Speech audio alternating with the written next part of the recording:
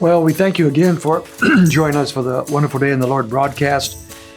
We're talking about the promises of God, and aren't you so happy that God gives us promises? And if you think about it, why should God promise us anything? Any promise that He gives us is pure grace. He doesn't owe us anything. He's not responsible to us for anything. Anything He promises to do for us is purely out of His love and out of His kindness and out of His grace. And so when we look at the scriptures and find numerous promises to His people, we are so grateful that God would even do these kind of things for us. These promises give us stability. They give us direction. They help us in our hard times. They give us joy towards the future. They give us hope. And so we are looking at numerous promises found in the Word concerning things that God has given us. And we're looking for the next couple of days at some promises concerning the church. And I'm going to direct your attention to Matthew chapter 16 and verse 18, at a very well-known but sometimes controversial verse concerning the church and a couple promises given there. It says, "And I also say to you that you are Peter, and upon this rock I will build my church, and the gates of Hades will not overpower it." So let's get the controversy out of the way here. It wraps around Peter. Jesus was having a conversation with Peter.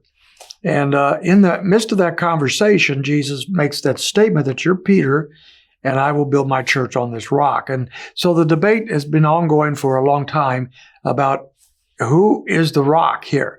Is he saying that he would build his church on Peter, whose name is a derivative of rock, or is he saying something else? Of course, some believe, especially the Roman Catholic Church, that he was saying, Peter, you will be the foundation of the church, and he would be the first pope, and that has been their view throughout the years. Most Protestants, for example, do not take that view, and they see this verse of scriptures pointing to Peter and saying, Peter, his name means rock, and so perhaps he's bouncing off of that, so to speak. But he's saying that the foundation of the church is not Peter, but Christ, or perhaps the confession that Peter had just made concerning Christ. So the foundation is not Peter. And aren't we glad that that's true? I mean, Peter was an exceptional man and a great apostle, and we appreciate him. And we also like him in many ways because we know that he's a lot like us, a man who loved his Lord, wanted to do what was right before God, but at the same time, a man who had a lot of flaws. And so we identify with Peter in a lot of ways. But we know Peter denied Christ 3 times, but sometimes we forget that even much later in his life, in Galatians chapter 2, Paul calls him out because of his cowardice and his hypocrisy. And so that was, Peter just was a man who struggled at times. He always got back on his feet. We appreciate that, but he cannot possibly be the foundation of the church. So Christ and our confession of Christ is the foundation of the church. And he says, upon this rock of Christ and the gospel, I will build my church. There's our promise. I will build my church.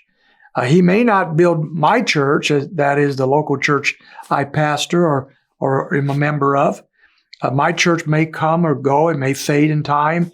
It may turn apostate. That breaks my heart to even think about that. And so my church may not endure the test of time, but his church will. He will build his church. His people are always there. And as we look throughout church history, we have to say this has to be a promise of God because the church has gone through so many problems, false teachings, divisions, scandals, and so forth, and yet his church stands. His promise stands. He will build his church. And the gates of Hades will not overpower it. Hades was a picture of death. It's the abode of the dead. And so when he said that, he is saying no matter how powerful the enemies are, they cannot prevail against the church. Death is the last enemy that will be conquered in this as the Lord returns. And so it's a powerful enemy. But even the power of death cannot overwhelm the church. The church will survive. God will build his church. Christ will build his church. And the greatest powers of the universe, whether it's the world or the devil or death itself, cannot prevail against his church. He will build his church. That's a marvelous promise, and we thank the Lord for it.